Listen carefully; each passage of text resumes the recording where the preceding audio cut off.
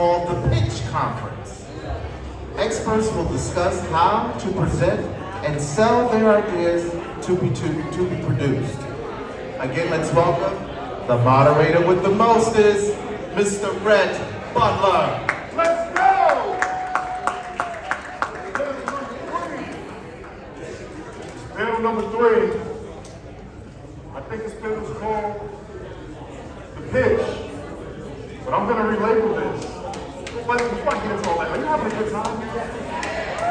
Oh my God, yes. Oh my God, yes. Who's learning something today? You learning? Yes. Okay, are you getting plugged, connected? Okay, all right. I just want to check the temperature. I want to introduce the panelists for the Pitch Conference, but I want to relabel it and call it the Boss Lady Panel. I got nothing but the craziest, amazingest women coming up for the Pitch Conference. First, she's an she's an award-winning executive producer, director, and consultant from Talented Soul Productions, Ms. Tia Smith.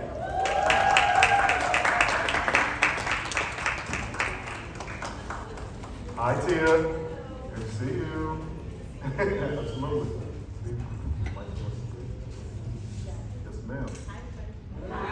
Our second panelist is the executive in charge of production at the Springhill Company, Ms. Cherisse McKenzie. Hi, Cherisse.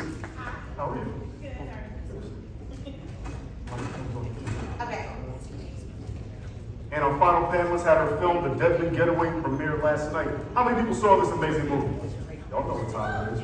At our opening night ceremony, producer and founder of MegaMind Media, Ms. Tressa Smallwood.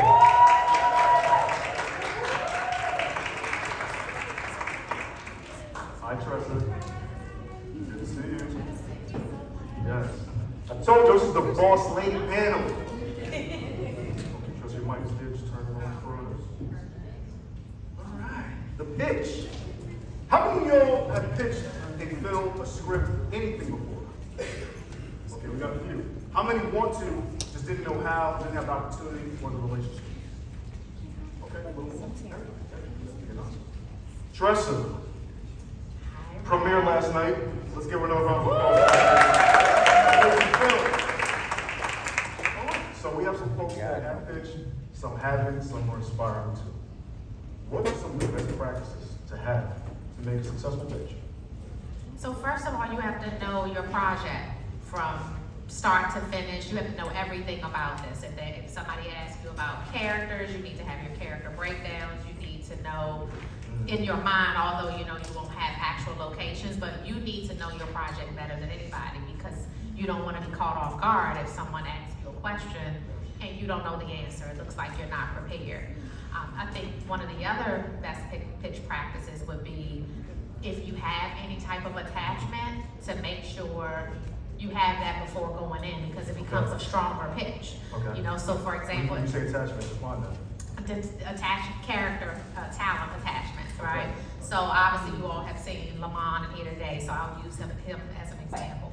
If you pitched a project to, let's say, a network, and you did not, let's say I was your attachment, they're like, Tressa can't act. We don't know her, right? But if you turn around and you pitch that same project with Lamont, they're like, oh, you got Lamont? But do you really have Lamont? Don't put attachments that you don't really have. So I think those would be my top two. Okay, is paperwork involved? Like, what is the process of showing that you really have this person? Absolutely. So you would have some type of letter of intent or some type of legal doc that really says that you have the person. And people do that to me all the time. They'll call me and say, oh, I got Tay Diggs, I got Morris Chestnut. Right. And I'm like, so tell me how you really right. have them? And then you realize, no. But that's one of the things that will make people run away because, you know, if you run around town saying, I got this, I got that, and if you don't really have it, it's like when you really have it, we don't believe you anymore. Absolutely. Receipts. Let's talk about receipts. Cherisse, what are some of the best practices to have in making a successful pitch? One, I think you definitely need to know your audience, who's going to be in the room, and then especially if it's a network or production company, you need to know that company in and out, right? So I can talk to mostly like unscripted and like series stuff. Some people are just not realistic, right? You come in with an idea, it could be great, it could be the best thing that we've ever heard, but then the budget is unrealistic. You have things where you're trying to reenact history scenes. That's very expensive. Did you even think through that? You have, stuff that might just be very hard to execute in the time that you are pitching. And a lot of people just don't think through that. Yes, it's great that you have a great idea and you're very hungry about it and you want to get it out. But there's just like realistic things, even for a network or a production company, if they want to get attached to it, that has to be present for it to make business sense, but also like audience connection at the time. Is it connecting with other things that are in the market, stuff like that. So I think the best pitches I've seen, it's been a person thinks the whole thing through. Like holistically, it's like, this can come out now, this is the budget, we can save doing this. Like she said, I have this person attached, this person's already on as an EP, let's go. And then that's way easier for a company to digest and be like, hey, green light, let's get it going. Love it. Gems being dropped. Tia, any additional best practices that we haven't mentioned? Not really. I mean, these ladies covered it. I guess the summation of attachments, making sure that you know everything about your project. Also having the realistic budgets, right, that you mentioned, along with making sure that you are hitting the brand demo of the network is critical. You wouldn't believe some of the pitches that I received when I was on the inside. Kind of sounds like prison, but it's not. Yeah, I'm about to say, when you got out. It was very fruitful. But they say when you're on the inside of a network, because I've been afforded to do both, but on the inside, I was at a network and someone pitched about Peruvian nuns, saving gorillas, and it had nothing to do with the network. So you only have one shot, and like Tressa said, to be taken seriously. So make sure that you are really identifying the brand that the network has and has it as it exists. And then if there's ways that you can expand the brand, so be it, but at least be on target. I would say lastly, bring your enthusiasm. You know what I mean? You need to convince us that we're missing out, that we're late to the party if we don't get down with your project. Of course, that enthusiasm should come after the research and all of those things that the ladies also detailed. But that enthusiasm will allow us to believe that this is something that we need to be a part of. Absolutely. Brad, Yes. if I could just piggyback on something that Tia just said, just to give people an exact example. When Tia just talked about being on brand, that is so important to being able to get a green light, right? So I pitched a project to BET that was very on brand. They have a series called American Gangsters Presents Tragedy, right? So there was a project that's actually getting ready to come out on October 5th. But that project was, we want to do a full biopic on Tanisa Welch, who has already been on their network before. Right. We want to have Judge Mathis EP, because he was an attorney, a judge at the time who was helping the women. We have Vivica Fox directing, and so I've already produced tons of projects for them. So it was a no-brainer for them to greenlight because it was on brand. Right. You didn't have to try to sell it. It's like, oh, you have these people? Oh, Vivica's, oh, here you go, what day you shoot? That's right. Exactly. So that's the on brand, just an example of the on brand parts. Yeah, and it's interesting the way you layered the way to bring it to folks as that package. I have to ask, how did those layers come together? Was it serendipity, strategy? How did that come together? I think a big piece is, I'm the production company, right? So a lot of times, and Tia kind of touched on this when she was on the inside, and I keep saying the inside, somebody's I'm free. Free Tia. Tia, your commissary is fast. I ain't gonna talk about network TV is not easy. Yeah, so but she, talking about this one project, they pitched her, and it just didn't make any sense. So as the production company, we know what makes sense. So for people out here, if you're not a producer or with a production, if you're not the production company, a trusted one, you gotta team up with somebody who they're gonna trust, because it's an easier pitch going in. They'll take you seriously. If you don't have the background, you don't have the experience, and you go pitch something, you're gonna say, well, who are you with? Yeah. Because it's really about trust, you know what I mean? We talked about the steps as an overlay of what's necessary, but a part of that is also the treatment that's also sent, the deck. So you can have a fabulous treatment and deck that gets our attention, but to her point, you want to make sure that you can be trusted by the network to actually execute on it. And even when I was speaking about having the right attitude, I have to give props to Tressa. That's how we met. Shout out to CJ Blair when I was in network on the inside. And she had a movie called Sinners Wanted. And we came into my office, looked at it, gave feedback, I flew it up, and at the time, the network was still trying to figure out their acquisition kind of tone and what they were gonna be doing. And it just didn't work at that time. But through tenacity, relationships, the right attitude, humble and hustle that she has, maybe like a year later when the network actually had, you know, their provisions together on like, this is the tone, this is what we're gonna have as far as acquisitions outside of like sitcoms, she was ready and it got on. So it's true to form to make sure that your packaging is right, it's on brand, you have the right attitude, you develop relationships and you keep pushing. And also, you know, the timing is real. There's so many times you should research what networks are doing with their executives. Whenever you see that there's a different change in leadership, sometimes it's someone that'll come in and fulfill the status quo proper, right, to keep that brand going. But then sometimes they'll bring in a network executive that has done something in a space that's a little different, a little spicy. You're like, oh, okay, well maybe they're looking at new ways to expand the brand. But that goes along with research and staying on the pulse of what's going on in the industry. So that's another little tidbit to say, okay, maybe they'll accept this new idea whenever they wouldn't in the past because they have leadership that's gonna push it forward. Yeah, and one of the big things that you just said, like the execution, I think sometimes some creatives, you know, they get stuck that, hey, this company is interested, but they wanna attach a different showrunner to it, or they want to attach a prodco to it. I think some people get disheartened by that and take that as a, well, this is not a full win for me, but indeed it is. You can't look at it that way because again, you got to think about all the different pitches that we get. So if a company's saying, hey, we believe in you, but your execution may be a little wonky, so we have these folks that done X, Y, Z for us, we're going to attach them with you to bring this to life.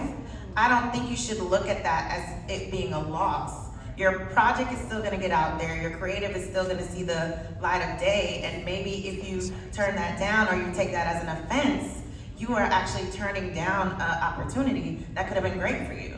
Because all you need is that one thing. Even if you're attached to another prodco, you're still gonna have a project that is in the world, and then when you get to another pitch meeting, you're like, hey, I did this with XYZ, I can probably do it on my own now, you know? Yeah, what I'm hearing is along this journey, be very flexible and understand that people that want to make it work do have your best interest. If they believe, they know how to make it work and modification of the dream on some levels. But I want to get a little granular to you since you were on the inside. So for those who've never been in a pitch session or that modicum, who's in the room during a pitch? Like, paint the picture for me. If I'm in this pitch meeting, who's in the room? Who's at the table? On the network side, it's usually someone from the programming and production department. Sometimes, depending on who it is, if it's someone super shiny, you may have the head of the department, right? Sometimes you'll have marketing, but mostly it's someone in production and programming that can greenlight. And we usually expect the creator of the series or show or whatever you're pitching, the writer, and again, sometimes it can get super fancy where they'll bring in the talent because they figure that's the 1, 2, 3 punch to ensure that you have invested talent, you have someone that really knows it, to her point of the creator of it, and the writer, and even the producer sometimes. It really just depends. And the director. I've seen a whole, posse up in there, because they're trying to convince you that we have the goods. We have the right unit to make sure that this really lands for us and it lands for you. So does every pitch meeting look different? It really does. Okay. It really does. And sometimes it's a Zoom. It depends on the relationship. A lunch meeting. There you go.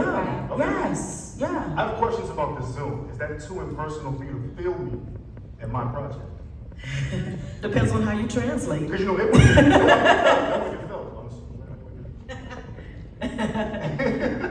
Well, I think you have to bring it anywhere you are. Okay. If it's you in the 30-second elevator pitch, you gotta bring it. If it's here, you have to bring it. You know what I mean? If it's actually on Zoom or in the building, you have to bring it. Question, is a Zoom an indication of only lukewarm interest? Because some people take that personally. No. Okay, No. that's good to hear. No. Especially because right now, like everyone's kind of still everywhere because COVID taught us you don't have to technically be in an office. Everyone's doing Google Meets, Zooms, like it's a thing. So I don't think you should take that as, you know, the production company or network is just not really interested. I think they're just trying to see as many people. So sometimes the technology helps, you know? And again, if you're enthusiastic and you come with your materials, you share it before.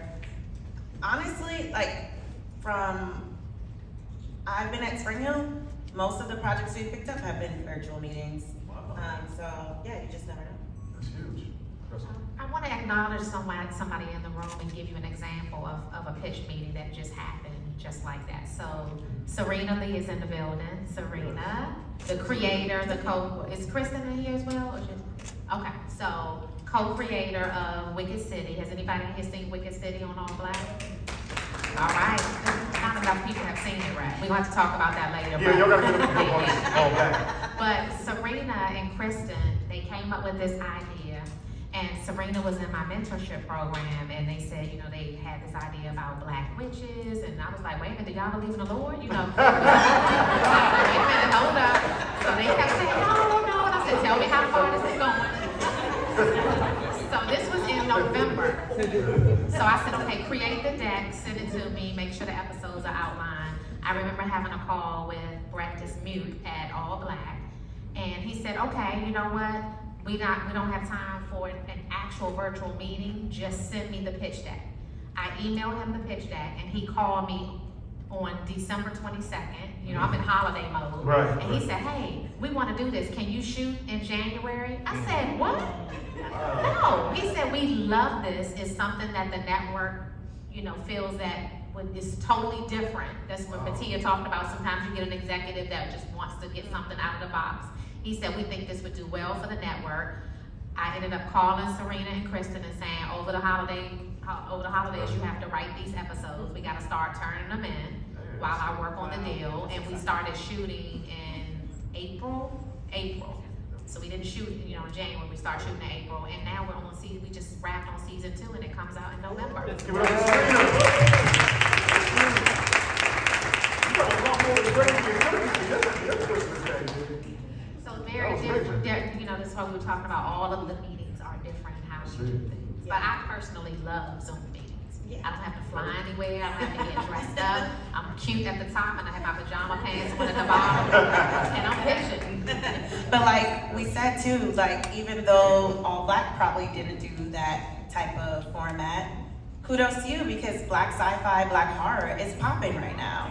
So again, she knew what the landscape of the industry was turning into. She saw that there was a space and she created something. And again, I think people don't focus on that stuff. Like if I was y'all, there's so much black anime. If someone has an anime idea right now, you're onto something. Like there's so much around gaming. Everyone's trying to figure out how to do gaming as a show and not just focus on video games. If you have something like that, you should be like very proud of yourself. You should be very strong in your pitch because you can always see, you know, different trends of the industry, and that's the kind of wave you gotta ride. I'm not saying there's always general stuff that's gonna hit, but there's also waves that you really need to ride because right now, black horror, they got money. Like they're like, send it to us, you know. So you have to pay attention to that.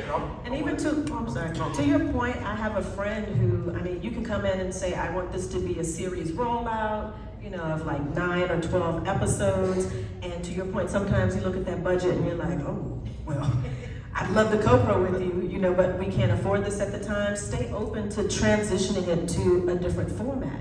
I know a friend whose passion project, again, was a series, but they ended up getting into gaming, blew up in gaming. Now they can leverage that, and now the networks are chasing them, and they're gonna make their passion project. So be open to any kind of way to get in. And to her point again, the interest is real. Mimi said it earlier, you don't wanna sell your soul, but you wanna be wise to try to make sure that you're listening so you can get in the door with something. So just be, flexible with it. How much of having a package and a product to pitch is just the fact that it was the right thing in the right time versus chasing a quote-unquote trend or tracing what's quote-unquote hot based on what you're hearing across the industry and watching others be successful with? Is it that I just had one in the tuck, or is it go right and fast because it's hot right now? Anyone can answer that. I think for me, it's a little bit of both, Okay. right? I'm thinking about all the projects in 2022, because typically all of the projects that were greenlit for me in 22, we were supposed to film this year. Obviously, everybody knows with the strike, Yeah. we weren't able to film a lot of these projects, but some of them, I would say would be 50-50 with your example, because there's no cookie cutter way of doing anything. Every single thing is different. If I met with Tia and we said, Tia, we're gonna do this.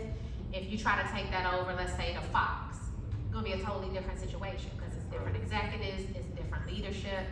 But learning, being in the room and constantly talking to people and networking is the key, because everything will change. Like, you can't possibly know everything. I can sit up here right now and say, oh, you know what, Tia, let me ask you about this. Have they done this differently over here at TV1? Or what are they doing over here at Amazon now? Because it's gonna constantly change, and you gotta be in the know, and you gotta be with the right people. So is the goal then to have a wide array of products in your arsenal because you're just that creative, or you're just aligned with that many people in your writer group if you're a writer or a producer, so that you can possibly have something on the ready? I think the first thing is you have to have that one project that you know in and out, that you could basically stand up if somebody gave you money tomorrow. And then, you can spread it out and have some other stuff that may hit, and you can, if you had a meeting and somebody's like, oh wait, do you have something like this? You can probably bring it up. But I definitely think, especially if it's your first time and you're trying to get something off and get your foot in the door, I would suggest, and this is not just like blueprint, but I would just suggest probably keeping that project that is like you're passionate about, in and out, and you can get it done. Because you don't want to have something that you kind of touched on, you kind of wrote on, put it on the shelf, open it back up, and then it's just like, damn, do I even want to do this anymore? So that would be my Even how you pitch it, it's true. Like, yes, you should be ready and available for anything, but you should have that one thing that you're like really steady with. Otherwise, you seem like hustle man. You're like, I got this, what you need, what you want, And there's excitement in that, but I wouldn't know if you could do this one thing real good, Because again, it comes down to trust. We love that you have a foray. Look at that main thing, the main thing. So that's a wonderful point. I started looking for the gentleman. I'm just going to scan the room to see if the gentleman is in here who pitched 5 ideas to me on the red carpet. I'm just scanning the room because I'm going to have you stand up so we can talk. Come on, man. I don't see him in here, but literally, I walked in the door. Now, this was a red carpet event. There's cameras going off. People want to talk to you. Micheline, I don't know where Micheline is, but she was right there with me. And he said, hey, when you get a chance, I got this idea. He starts to pitch the idea. Wow. So, and I used to be a school teacher, so I know how to manage my folks. I was like, that is amazing. Let's talk later. Yes. Started walking. He took a step with me. He said, also, there's one. I said, okay. Literally, and before the end of the night, and I'm not exaggerating, 5 projects. So I can't wait to see him so I can give him my teacher talk. Right. The hustle man was outside last night. For sure. But what's interesting about that? Because when I was at Network Life, one of the best pitches I actually got was this guy, though, that had like a whole franchise around the one project. So he was like, I have a podcast extension, I have an app, I have a book. And we were like, oh shit, like this is actually very well thought out, and it was like a mini world into one thing. And unfortunately, COVID hit, so that's the only reason we probably didn't go as far. But sometimes, if it's connected to the one thing, and then it got legs maybe, but yeah, 5 is crazy. It's a lot, it's a lot. And you were gracious too, you were smiling. Because you know, I come from the world, number one, I used to be a school teacher, so patience is key. Right. But then also, I started writing before I started producing. So, you know, for all the writers, I know what it feels like when you have a great project and you just need a shot. Yeah. And, you know, I'm here where I am today because somebody gave me a shot. Right. So I don't want to ever discount that. It was just the moment of, oh, you taking steps with me. We going together. Security. Okay. You're going to hear these pictures. No, I hear you too. As far as like, you know, as an executive, and like my mentor always told me that no one is that busy. And so I always, to your point, I know how it is. Someone took a chance on me, and I know how it is to wait for the call back. So it may have been like a month or 2 that I would get back to you, but you will hear back from me because you have to be sensitive to that, big time. Tressa, you gave us a great example of a best scenario pitch session. What's one of the worst? Ooh. If you're willing to share. So, I think just not knowing your audience. So you get, for me, and I'm speaking as a producer, production company, right? You obviously can't get in every pitch room. There's gotta be a reason that you got in there, right? Some type of an agent, a relationship. You just don't get a pitch meeting. And I remember getting on a pitch meeting with Adam Sandler's group. And the young lady who got us there, she wanted to take lead. And she started pitching everything about the project. And she didn't know how to read the room. So the faces, it was virtual. So the people are on there like this. And I'm like, oh, they don't like it. She got a fit, they don't like it. Because she was just giving too much information. So you can't have a pitch meeting and want to just talk for 15 minutes with no interaction. She didn't pause. I was sending messages on the text, hey, and look at the faces. So that was not, and needless to say, that didn't go anywhere. Yeah, but you bring up a great point. So there's pitch meeting etiquette. And that's important because Oh my goodness. if you don't know, you don't know. Absolutely. So what is that? Or Yeah. what's some clues into how somebody can act, work in a pitch meeting? Yeah, I would say number one, you have to know who you're pitching to and understand what their needs are. If you can find out who's gonna be on the call, what their position is, Google everybody, okay? You should not get on a call and not know everybody who's gonna be in that meeting. Sometimes you don't know.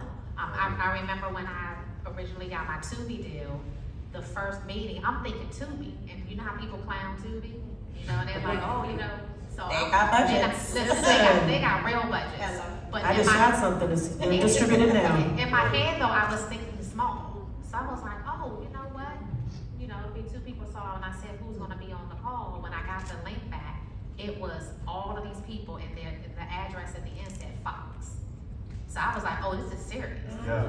So I was like, let me rethink everything. Right. But just knowing that information in the beginning will help you because now you know. I started Googling every single person who was going to be on the call. So it was head of development, it was head of slate. So I was like, oh, Jesus gonna hook me up. I'm getting a slate deal. And I did.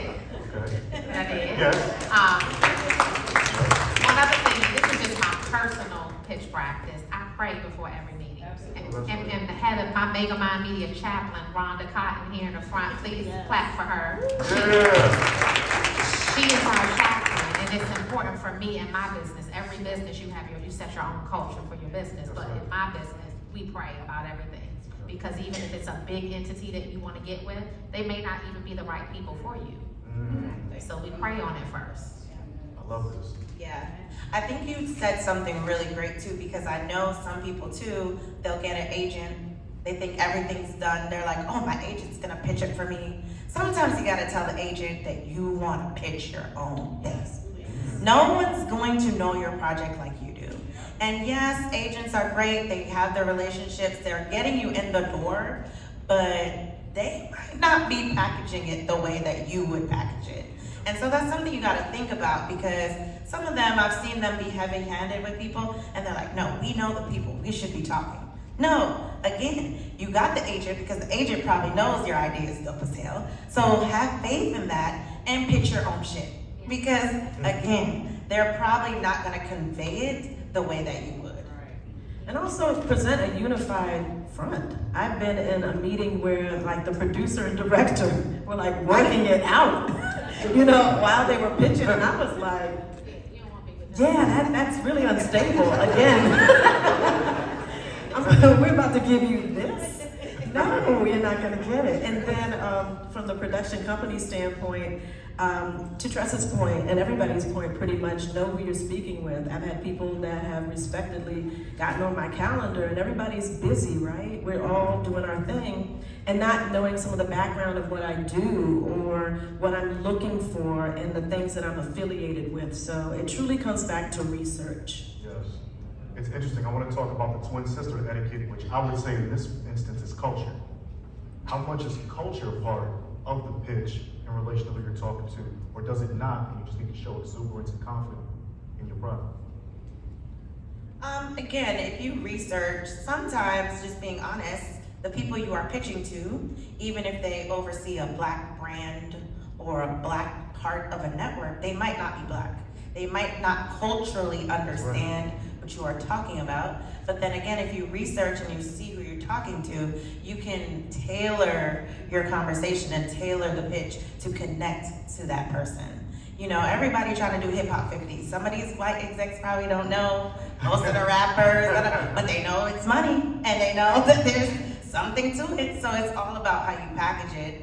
And not to say that like others can't get what you're talking about, but again, just make sure that it is very streamlined and easy for them to digest, as much as somebody that's in the culture and would get it like instantly. Which goes back to how you set it up. I say never assume, because you never know where your deck is gonna go. It's in your head, and sometimes, I mean, obviously you have to get out of your bubble, right? But don't assume that everybody's gonna know everything about this culture. I think one of the writers said it earlier about, you know, building your world. Actually, Cherisse, you did, right? Serena, forgive me, Serena. You know, make sure that you're tailoring your world. Just because you understand it, you really have to make sure that you spoon feed it to people in a creative way so everybody can catch it. Because you don't know who's gonna get it, and they should be able to pick it up and say, oh wow, I wanna be down, so. So our two former insiders, Tia and Cherisse. I feel like right now you guys have... Yeah. I gotta say, we were set free from the same place. I feel like everybody right now has an opportunity to get a cheat sheet from two people that understand how it works after the pitch and the conversations that are happening before you can hear whether it's going to happen. So what are the takeaways you've learned from the pitch process that they should understand for when you have the second meeting inside, before you even decide if you're going to do the project? Listen to What are you looking for? Yeah, I mean, you get to the table because usually it was a relationship or you're interested in something, right? But after your first meeting, if there's any feedback, bring the feedback that you learned. You know what I mean? Because again, it's about collaboration and partnership. If I'm saying that, you know, we may need, case in point, a good buddy of mine from BET, Marquand Smith, was in the video library in New York. Godfather of Harlem? He had been pitching Godfather Harlem when I was doing stuff with BET back in New York. This is like 15 years ago. T, I got this, so Malcolm X, and you know, this one and that one, right? These crazy queens. Either way, he's been pitching it, and then when I was at Network at TV One, we really wanted to make it happen, but you know, for budget situations, and it just didn't fit. But I looked at it and I was like, you're pitching to a network that has a high demographic of African American women. Where are your women characters? He was like, oh, T. I gotta go back in. I said, yeah, this is great. I said, but with all due respect, Black women specifically consume the most TV, and we're gobbling up soccer and football. Like, that is a sweet spot. Period. That's business. That's numbers. We like to see ourselves. People dislike Real Housewives of Atlanta, this one and that one, but I'm there. I'm looking at what they got on. I don't like all the stuff, some of it, you know what I mean? But I go in and I see myself as cute, candy, you know, whatever. But the bottom line is that you need to feature the demographic that's leading. So when I spoke to him, I was like, first and foremost, you know, I give you this consultation, just like, with no money, you know, this is just for fam. But you need to strengthen your female characters. And he came back And he brought in 4 incredible characters of Mamie. He beefed her up. You know, his wife, the complexity of being this upstanding woman working for the NAACP, but yet you're married to Bumpy Johnson, who's like gully, you know? So, and then you look at the daughter, so there's certain things that he brought out to make it happen. So to answer your question, you have to listen to the feedback that's given if you really want to make the deal done. And just really quickly, I know that sometimes networks do want you to have all of everything together as far as attachments. You know, sometimes we don't. You know, we just like the actual idea. And then again, that in the spirit of collaboration, we may pull something from another show and say, well, you know, this one is already on our show on the network. Let's have her be the lead. So again, it's this collaboration that you need to be open to. And it's just a really good time. People that would have never sat at the table are sitting at the table. Networks and institutions have been humbled because they're trying to get your eyeballs. You know, people are looking at content their way, their time. So this is really a wonderful time for everyone to really have clear, dynamic, compelling concepts. Go in there and do the constructs that we're talking about and sell your stuff. Absolutely. Cherisse, any cheat sheet items that we missed? No, I think the incorporating the feedback is very big because some people, I think, get so excited. They got through the first one, it went well, but then the second and the third, you're not really listening to the network or Prodco, and you're just kind of still chugging along and doing stuff your way and not taking their notes. Sometimes that, unfortunately, will then cause the deal to fall apart. So that is very important. Like, that is really the cheat because a lot of people think they can have the person come around, or, you know, they asked me to do this, but I'm still, no. You have to remember the person that hopefully is talking to you is an expert in what they're asking you to do, so you should, you know, address it and it'll make the project better. Tressa, oh no, go ahead. No, I was just gonna say one thing, because a lot of creatives talk themselves out of the deal. Hello? Okay, and it's not being humble, it's ego, right? And so, look on your row and see if you see anybody that you think might have an ego. I'm just messing with y'all, but seriously, so many times I see it, you know, I'm talking to somebody and I can kind of spot it, and I'll just say, hey, if you really wanna make this happen, you're gonna really have to check yourself. Because when you're asking a network to spend their money, they want what they want. And if you are not willing to bend and be collaborative, just don't do it. Don't do it. Or when you have the leverage to come in, I think everyone talked about what Lena Waithe did with Queen of Slim, right? Like, she came in because she had a body of work to say, Exactly. I'm not taking none of y'all notes. You know, when you have that pull, then you can do that. That's a great point too, because although we're talking about pitching, doing your own stuff is also the pitch. To Tia's point, you know, even Issa Rae, she started doing her own stuff, and that was the pitch. Like, her YouTube channel was her proof.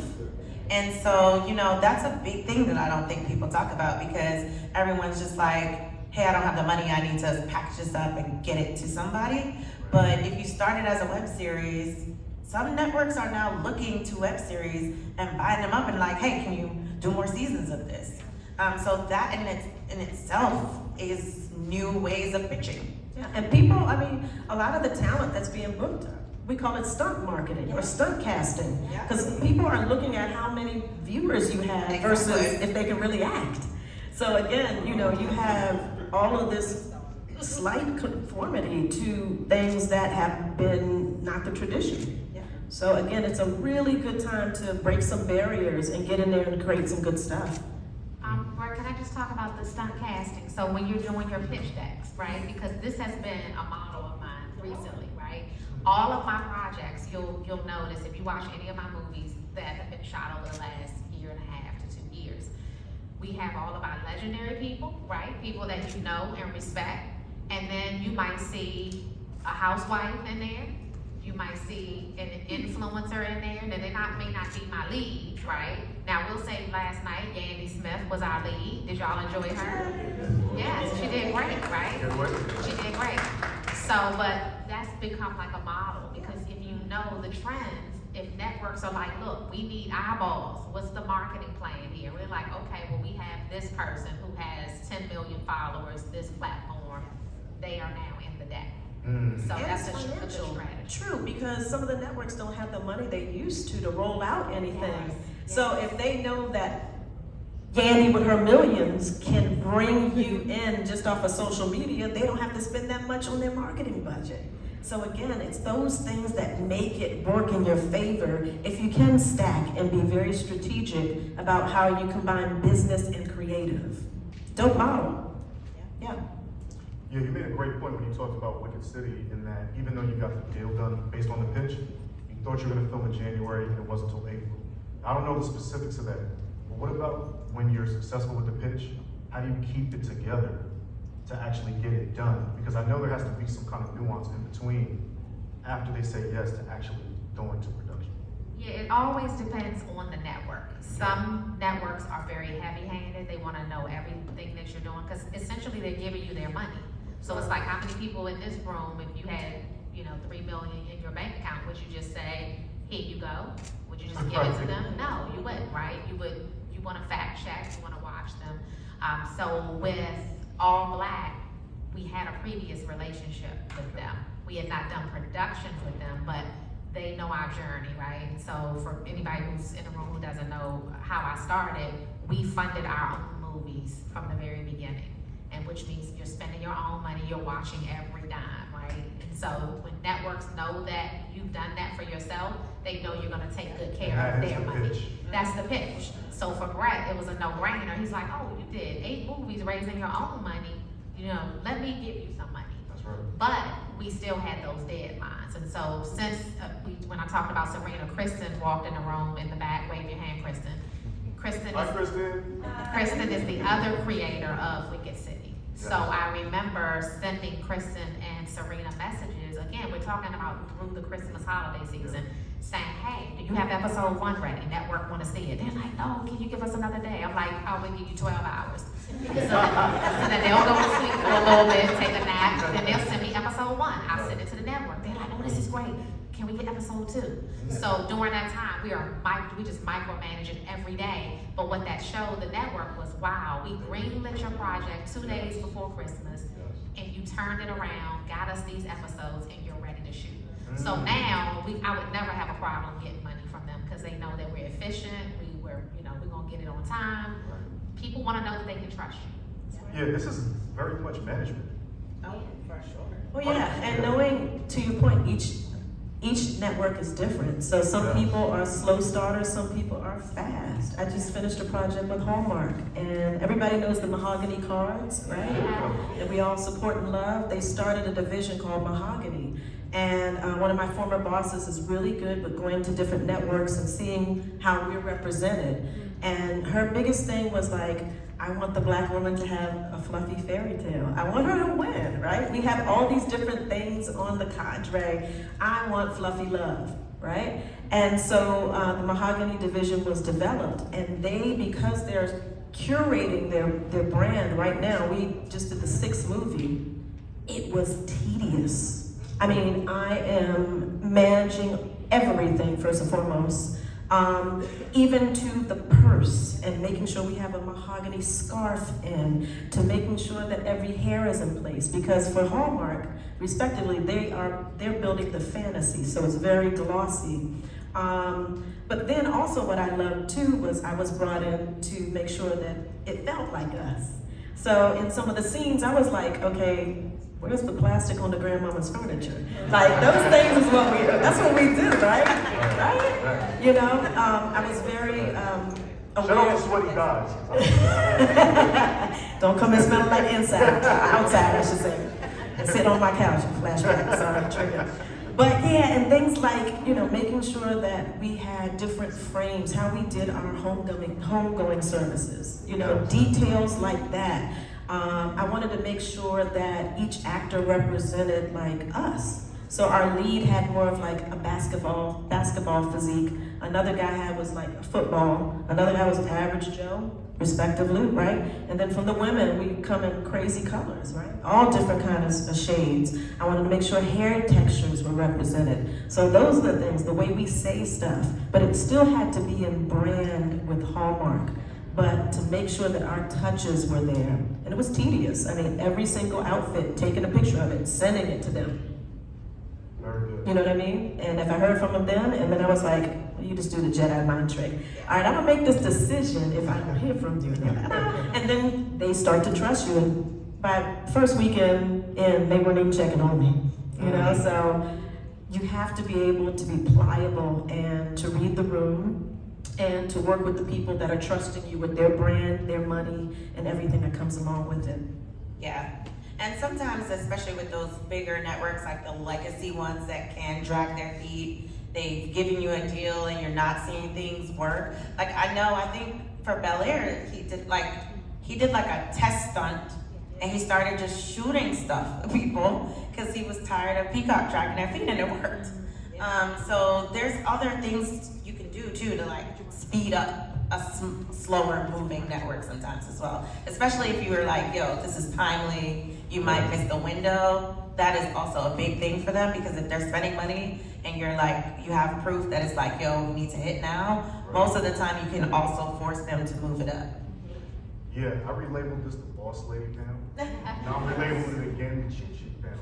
But now I want to give you guys an opportunity to talk to these young ladies. Please, sir, go ahead. Microphone.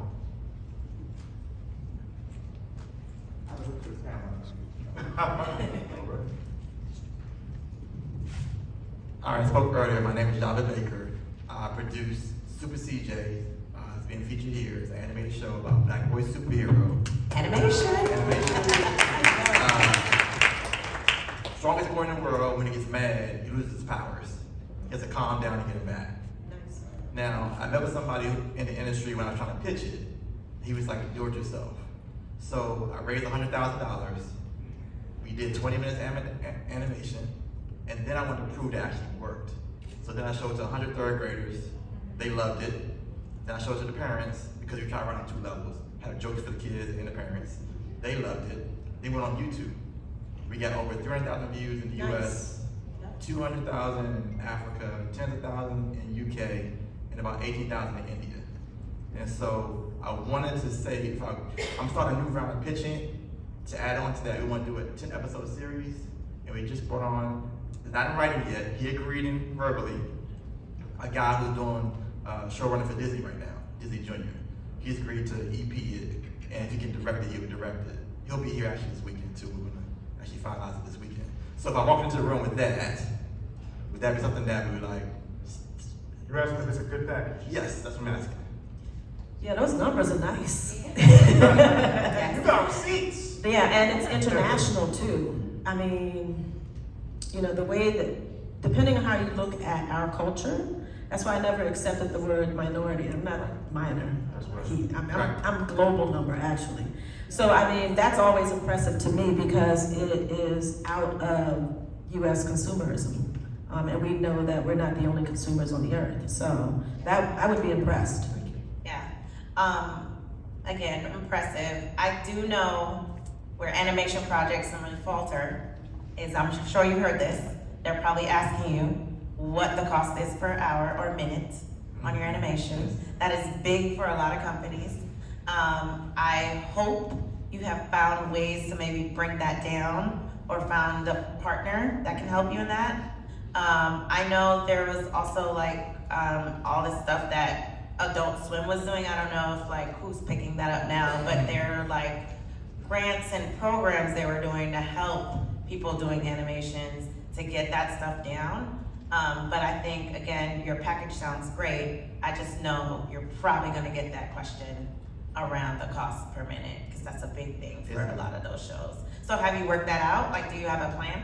Well, the partner coming in, he runs smoke screen animation, and so that's the part he said before, I don't have the experience in that, so I want to bring somebody on who could talk that language. Yeah. Because I don't want to go in a room and it sounds great, and get to the numbers, and then I sound crazy, and they go, yeah, get out of here, guy. Well, business 101 is that you don't need to know everything. You just don't need to know who to hire. Yeah, that's business 101. Yeah, so he's gonna be that number side for us to do that talk. Yeah, I think you're just everything that you just said, I 1000% agree with. And as soon as you ask a question about the numbers, that's where my brain went, right? My brain always, when you encounter producers, everybody who produces focuses on something different. So when you heard Tia talking about her Hallmark project, I'm assuming creative producer, because on every project, somebody focuses on something different. My brain always goes to, if I'm listening to a pitch, I'm thinking money. Right. How can I make this work? Is this really plausible? Will I look crazy going to talk to a network? Does this make sense? And then betting on yourself I just started smiling instantly. The fact that you raised your own money and you did it, because sometimes it's the wait game. You know, people wait 5 and 10 years. You know, we talked about Marquand when he told me how many years he waited. I mean, it worked out, right? But He saved the network. Yeah, Epics. sure. Who knew what Epics Yeah, was? literally. Yeah, he saved them, but for years he said he wasn't willing to give up. My approach in the beginning was, I remember 2 people turned me down before I shot Secrets, and I was like, oh, I don't have the patience for this. Let me go get some money and shoot this movie. So we're all different. You have to go with your own skill set. You know, if you're not business savvy and you don't have the stomach to handle producing movies on your own, don't do it. But the fact that you raised your own money, I was like, oh yeah, so you out of here. It's gonna work. Okay, Yeah. we did it in 10 months too. Yeah. From funding to finished product in 10 months. Well, that's dope. Like, as soon as you connect the dots with that guy, and then you have that as a part of your package, I think you should be sweet. Yeah, and then one other thing too, so I have a distribution deal with Fox through Tubi, and so that means that I get the opportunity to put filmmakers on the platform without anybody saying anything, as long as it passes QC. Okay. We have gotten an influx of animation projects recently, so it's something that is big, and these people are doing really well. Not all of them are the greatest, so I think next level depends upon what is the quality of the work. But a lot of people are doing that now. And to end out, quality is my main focus because it's a Black show. And so therefore, I don't want it to be lower than a Disney or Pixar. So we're really gonna work hard to make sure the scripts are tight for adults and for kids. So that's our thought process going. And so maybe we can talk. Yeah. Can we give them some support? That was Congratulations.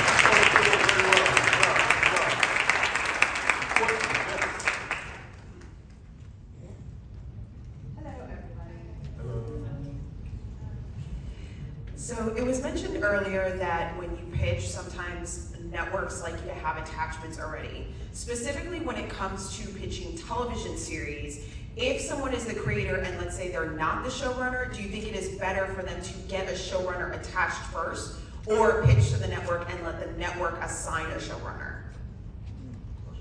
It depends. It goes back to the research of what the network usually does. Yeah. If you found that, or you've heard or read other stories that they, want you to have that person attached ahead of time, you get your person. If not, you don't.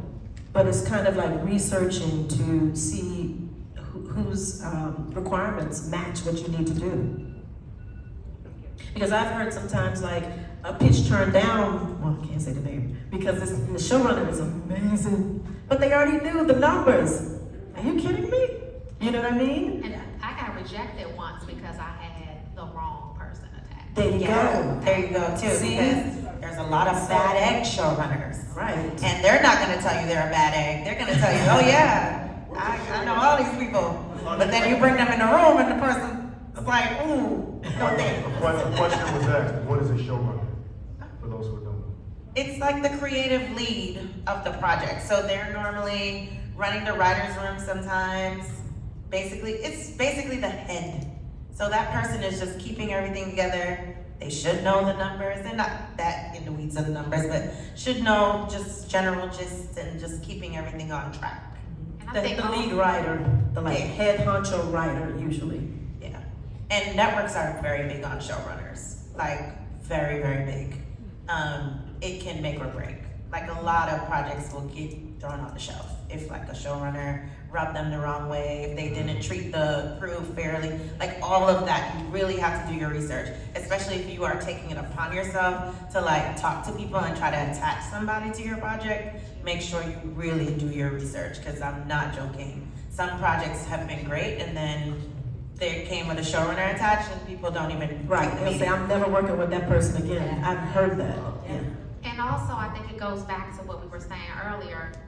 There's no cookie cutter way to do this. There's no right or wrong answer. That what we're up here saying now might work for one network, and you go somewhere else, and they're like, nope, over here our showrunners do boom, boom, boom. Yeah, boom. sure. So it's what I'm finding is every room you go in, it is just different. You gotta just constantly learn. Is there a bad showrunners group chat they can join?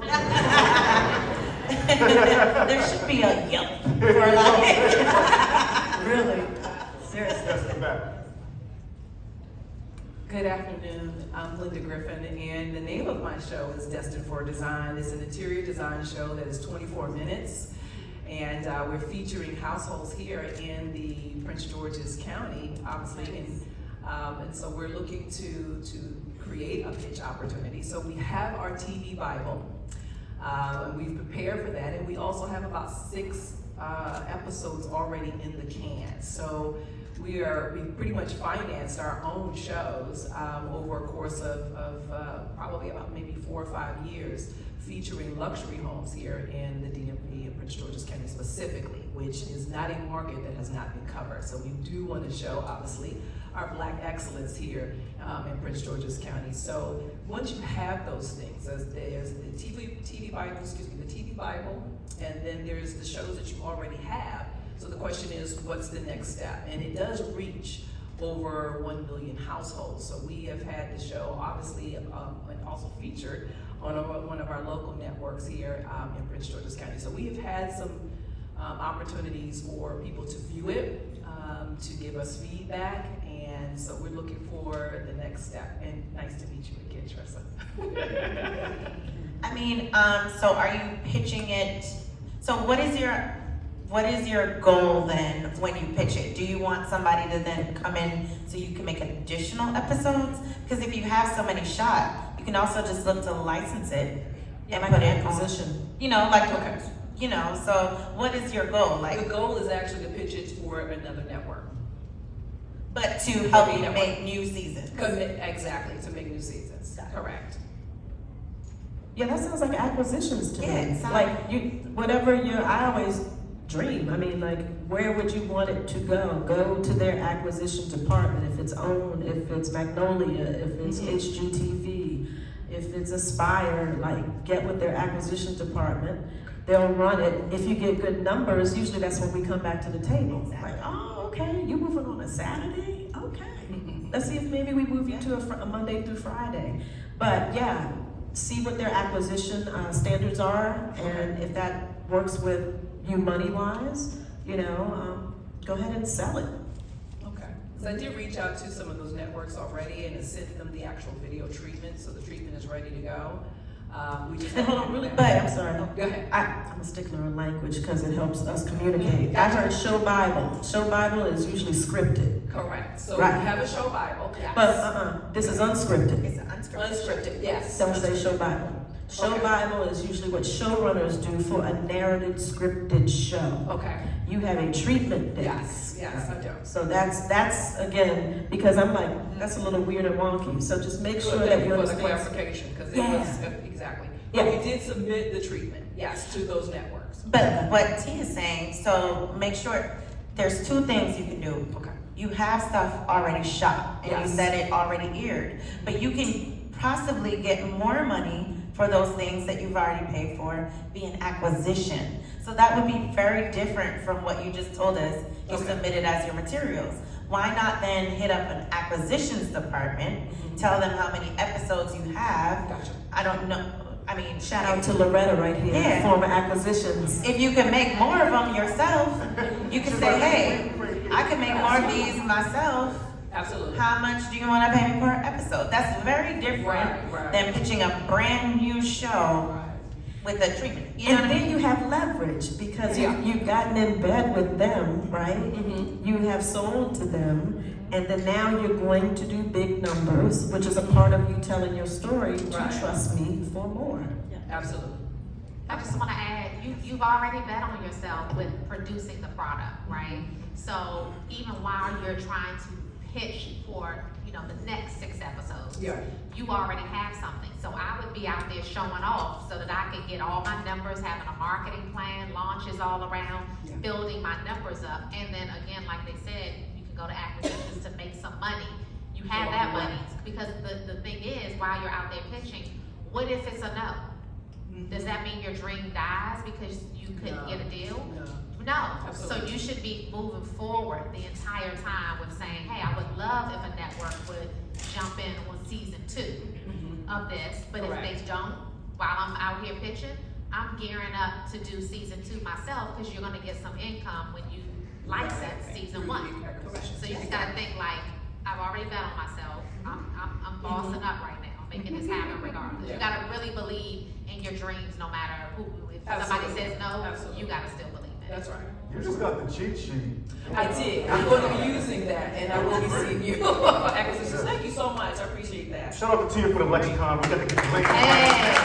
We got to get the ladies right.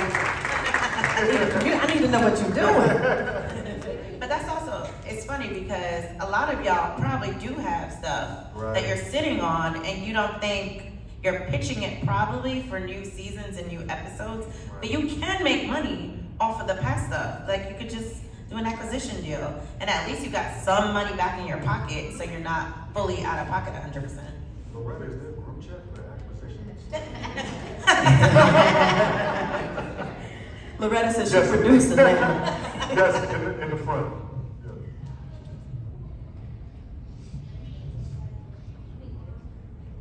Hi, my name is Courtney Marie Simpson. I'm an actor, voice actor, and now writer and co-creator of a scripted podcast series, 2121.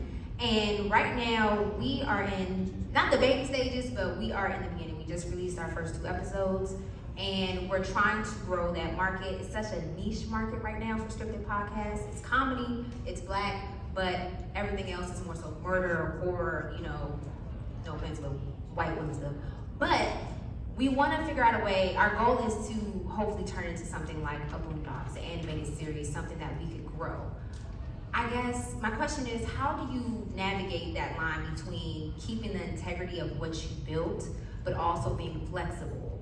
Like, right now we're focusing on the horizontal, like using our resources that we have, cross arms.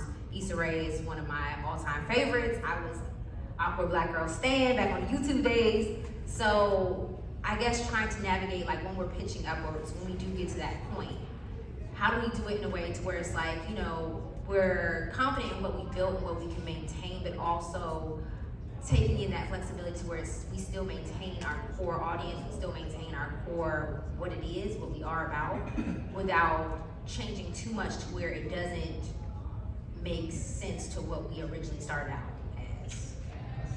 Hopefully there's balance. I would hate for you to have something and then feel like you have to go to extreme. Everything is negotiable. You know what I mean? I think that you just have to be savvy with how far you'll move. But numbers and having your following helps you have more at the table. Again, if you have this cult following that is just loving what you're doing, it's working. So those numbers will help you say, listen, we've been doing this right for a minute.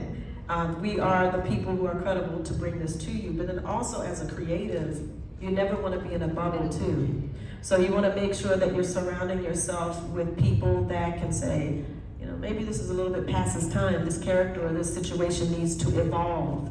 So from the business standpoint, I hope that you would find a balance with that.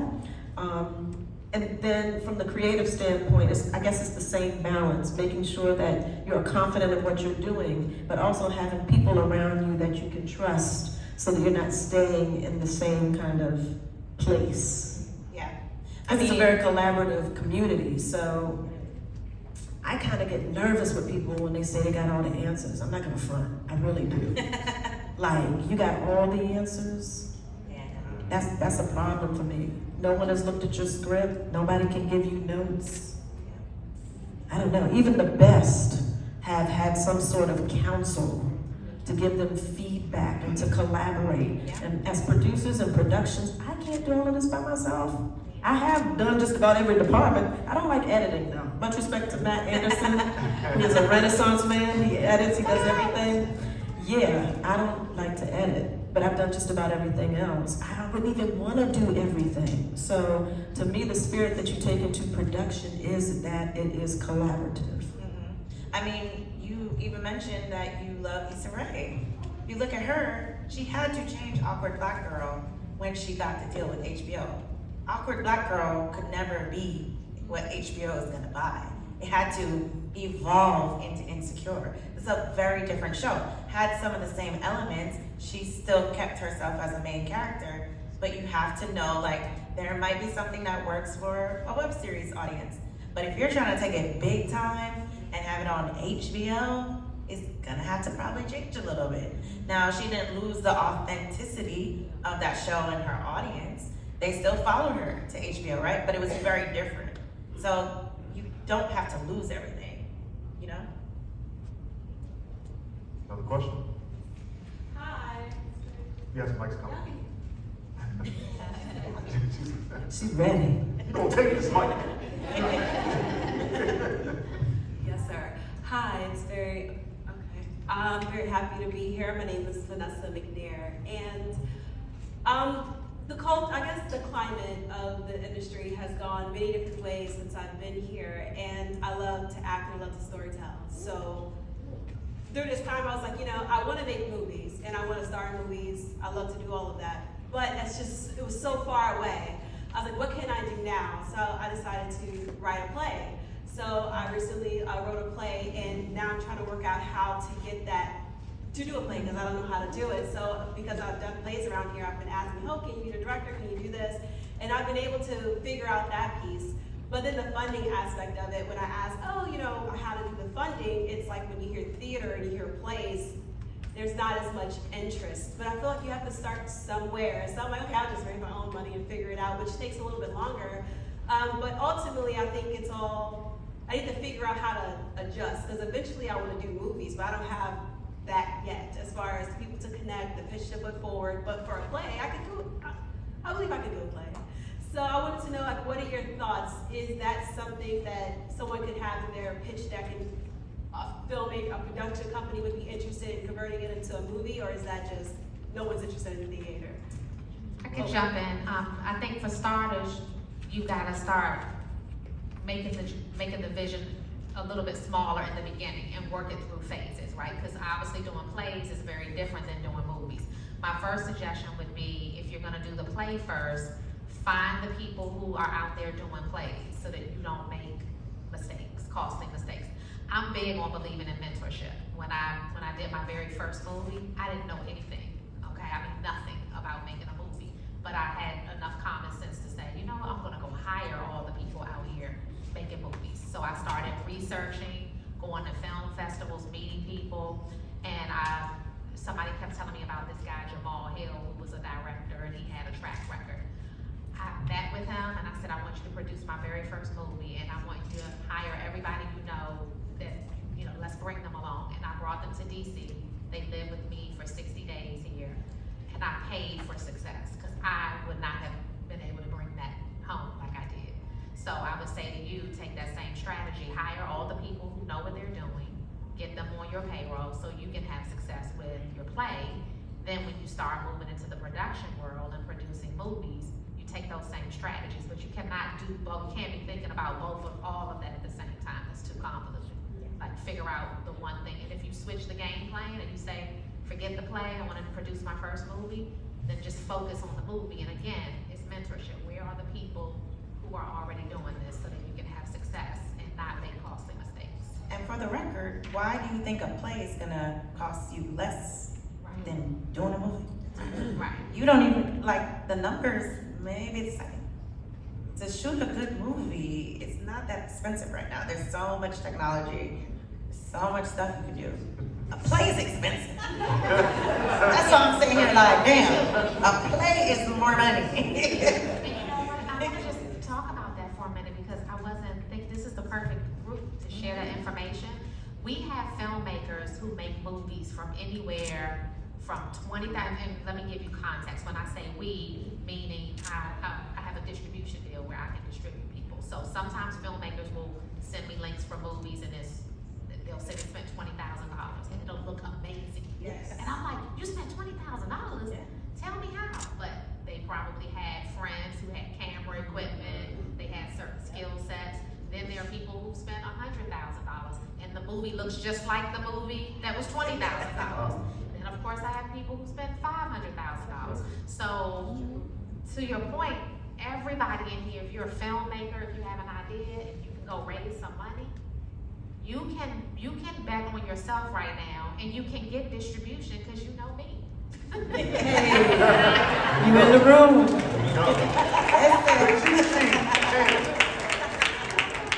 Then we have time for one more.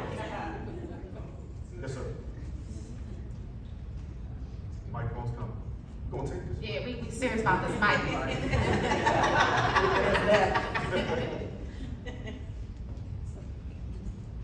Hi, my name is Brian. I'm a filmmaker. I'm curious, I graduated from American University, the grad school program for producing. And one of my frustrations was it was at that tipping point where it was going from traditional media to streaming. And when I asked my professors about it, they were like, oh, it's not gonna last. And here we are today. That's what we said about film and video too. Yeah, or let me correct that because I love American University. I just thought about what I said. But they weren't as excited to talk about the streaming side of things back then. So my question is, when we're pitching and we're considering who to go to as far as, whether it's cable or streaming, does the language change depending on who you're pitching to, or what should our posture be, even from like developing our pitch decks, or does everyone still require that, or? We have time for one brief answer.